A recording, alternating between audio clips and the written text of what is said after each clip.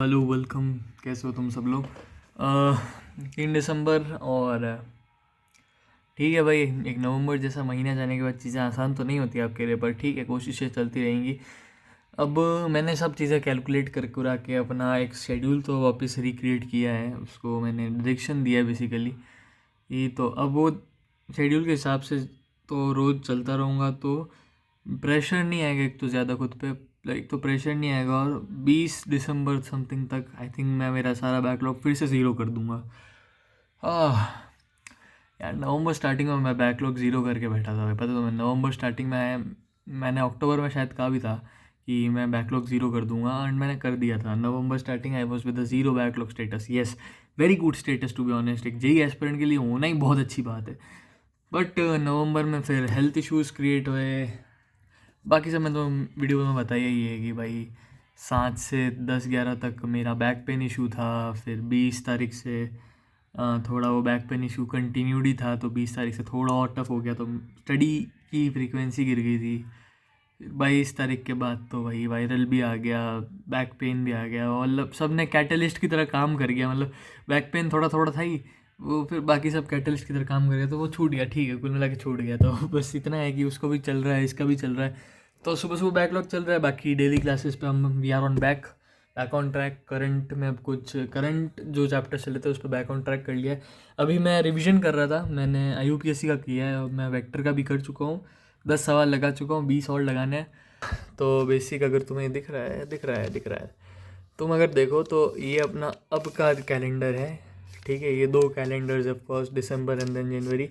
सो यहाँ पर अब तुम ब्लू क्रॉसेस देख रहे होगे। सो ऑफकोर्स हर संडे को वैसे भी टेस्ट तो देना ही है, वो मेरे रिवीजन प्लान में ऑलरेडी है। बट ये जो तुम specially marked blue Sunday, blue days देख रहे हो, स्पेशली जो इनको मैंने सर्कल किया है, हाँ, इन दिनों को मेरा प्लान है 2 मॉक टेस्ट देने का, या एक नहीं, 2। तो हाँ नहीं, पर इसमें भी अगर हम देखें तो मैंने 13, 20 और 27 तारीख को भी ब्लू सर्कल किया है। उस दिन मेरे को टॉपिक वाइज टेस्ट देने हैं, जो चैप्टर्स मैं हाँ पूरे वीक में रिवाइज कर चुका हूँ। So that's the basic plan to be honest. मतलब सैटरडे संडे टेस्ट में जा रहा है कुल मिला के, टेस्टिंग एंड देन एनालाइजिंग, क्योंकि यही बेस्ट स्ट्रैटेजी है अभी। टेस्ट करो, एनालाइज करो, सेलेक्टेड PYQs करो, थोड़ा रिवीजन कर लो, क्योंकि यही कर सकता हूँ मैं अभी। अगर मैं इससे ऊपर ज़्यादा गया तो वो मेरे पे लोड भी क्रिएट करेगा, प्लस मेरे को कोई आउटपुट भी नहीं देगा। So this is the best thing which I think we can do from my previous year experiences. So इसमें देखो, जनवरी में आते ही 9 तारीख के संडे को आप नहीं सॉरी, ये 4 लिखा है। 4 तारीख के संडे को आपने 2 टेस्ट देने हैं, 11 को 1-2 टेस्ट देने हैं, 13 को 1-2 टेस्ट देने हैं। ये लास्ट 3 डेज तो हम रेगुलर टेस्टिंग पे। 19 को मैं मेरा लास्ट टेस्ट दूंगा, मेरी जो भी शिफ्ट आवे, क्योंकि 21 तारीख से इधर तक कभी भी मेंस हो सकता है, अभी तक यही हमारे पास डेट्स है।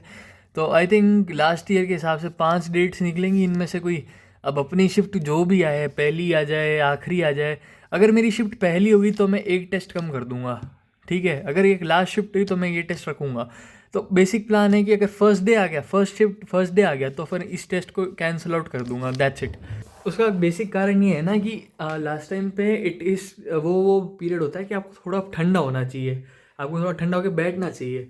तो इसलिए 1-2 टेस्ट तो कम कर दूंगा। ऑफकोर्स एक दे दूंगा, बट 2 नहीं दूंगा। फिर मैं 2 नहीं दूंगा, बस वही वैसी है। और मैं तो चाहता हूँ भाई मेरी फर्स्ट डे फर्स्ट शिफ्ट आ जाए। मैं सही में चाहता हूँ ये। क्यों, इसका क्यों कारण मैं बताऊँ ना, अगर तुम लोगों को, फटाफट फर्स्ट मेन से फ्री हो जाऊँगा। उसके बाद मैं अपना मामला एडवांस पे गेयर बदल देंगे अपन। क्योंकि अगर फर्स्ट मेंस में जो नहीं होने दूंगा मैं, बट अगर फर्स्ट मेंस में सब 19-20 हो जाता है कुछ, तो सेकंड मेंस के लिए भी टाइम है, प्लस फिर एडवांस के लिए भी कुछ दिन एक्स्ट्रा है। तो इसीलिए मैं चाहता हूँ फर्स्ट डे फर्स्ट शिफ्ट आके ख़त्म करे। अभी मैं IUPSC ख़त्म कर चुका हूँ। IUPSC का रिवीजन करके उसके कुछ 20-25 PYQ लगा लिए मैंने। अब मैं कर रहा हूँ करंटली वेक्टर का मैं रिवीजन कर चुका हूँ। PYQs भी 10 लगा चुका हूँ, अभी 20 PYQs रहते हैं। दोपहर में मैंने क्या किया था, दोपहर में मैंने कुछ PYQs और लगाए थे। दोपहर में मैंने ज़्यादा नहीं कर पाया था, थोड़े PYQs और थोड़ा रिवीजन किया था।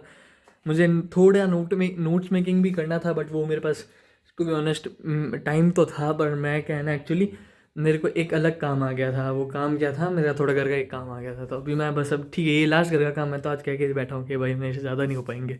तो ये सीन है, तो या वी आर ऑन इट। बाकी देखते हैं यार।